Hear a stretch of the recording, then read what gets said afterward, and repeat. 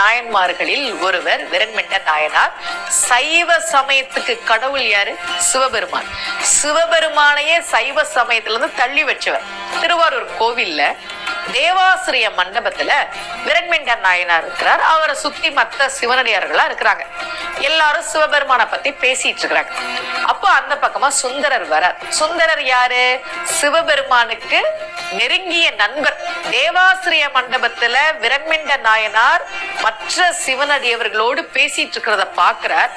இப்ப போய் நாம ஒரு வணக்கம் வச்சோம்னா அவங்க ஏதாவது பேசுவாங்க, நாம ஏதாவது பதில் சொல்லணும், அது அவங்களுக்கு தொந்தரவா இருக்கும். எல்லாரும் சிவபெருமானை பத்தி ஏதோ பேசிட்டு இருக்கிறாங்க, நாம தொந்தரவு பண்ண வேணாம் அப்படின்னு வணக்கம் வைக்காம போனார் சுந்தரர். உடனே விரண்மிண்ட நாயனார் என்ன தெரியுமா சொன்னார்? ஆமா, இத்தனை பேர் இருக்கிறோம், வணக்கம் சொல்லாம போறானே சுந்தரன், அவனை சைவ சமயத்திலிருந்து ஒத்தி வைக்கிறேன் அப்படின்னு. உடனே இன்னொருத்தர் சொன்னாரு, நீங்க சுந்தரரை சைவ சமயத்துல இருந்து விலக்கி வைக்கலாம், ஆனா அங்க பாருங்க சுந்தரர் நேரா சிவபெருமான் முன்னாடி போய் நிக்கிறாரு. சிவபெருமான் அவருக்கு தான் அருள் செய்வாரு, அவருக்கு அப்புறம் தான் நாமலாம். உடனே விரண்மிண்ட நாயனார் சொன்னார், ஆமால, அப்ப அந்த சிவபெருமானையும் சைவ சமயத்திலிருந்து ஒதுக்கி வைக்கிறேன் அப்படின்னார்.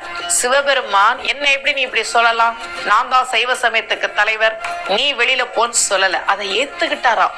அந்த தெய்வம் அதை ஏத்துக்கிச்சான். சுந்தரர் கிட்ட சொன்னாராம் சிவபெருமான், உன் கூட சேர்ந்ததுக்கு என்னையும் சேர்த்து சைவ சமயத்துல இருந்து ஒதுக்கி வச்சுட்டாங்கப்பா. சுந்தரர் கேட்கிறார், ஏதாவது ஆலோசனை சொல்லுங்க, இப்ப நம்ம 2 பேரும் மறுபடியும் சைவ சமயத்துக்குள்ள போறதுன்னா என்ன பண்றது?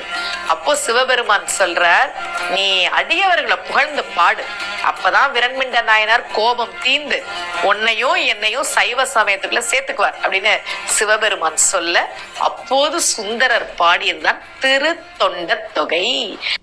63